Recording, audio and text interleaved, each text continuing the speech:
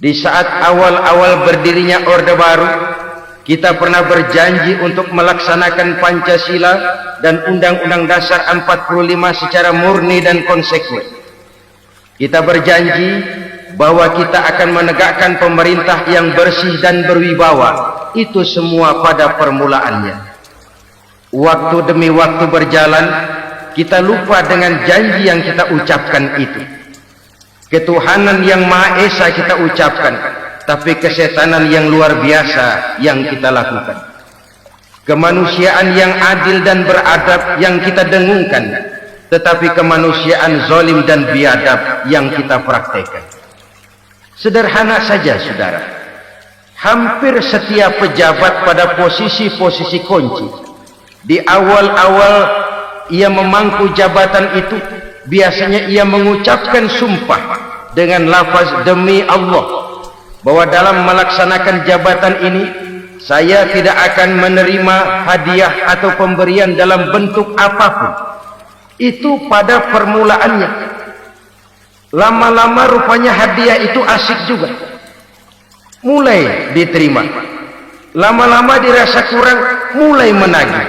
Dan akhirnya terjadilah praktek yang disebut suap menyuap, semir menyemir, dan lain sebagainya. Kalau ini sudah menjadi kenyataan, bagaimana kita mau menegakkan pemerintah yang bersih dan berwibawa? Undang-Undang Dasar 45 menyatakan bahwa bumi, air, dan seluruh kekayaan negara dikelola oleh negara bagi sebesar-besar kemakmuran rakyat. Yang terjadi adalah bahwa kita merasa mewakili rakyat untuk menikmati harta dan kekayaan negara, sehingga rakyat banyak tidak bisa ikut menikmatinya. Menumpuklah harta itu sehingga terjadilah pepatah, gunung ditimbun, sumur digali. Yang kaya semakin kaya, yang miskin semakin terpuruk. Kita ingkar dengan janji yang kita ucapkan di awal-awal kita bergerak.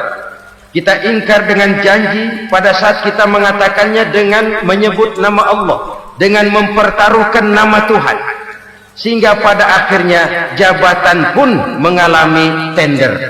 Sudah menjadi rahasia umum, orang mau jadi lurah mesti mengeluarkan uang, mau jadi camat mesti mengeluarkan uang, mau jadi wali kota, bupati, bahkan gubernur, itu ada pasarannya.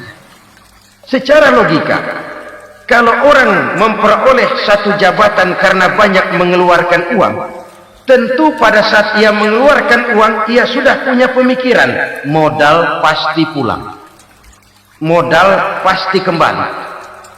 Kalau orang memperoleh suatu jabatan karena banyak mengeluarkan uang, maka langkah pertama yang dia lakukan setelah memangku jabatan itu ialah bagaimana uang bisa kembali, bagaimana modal bisa pulang.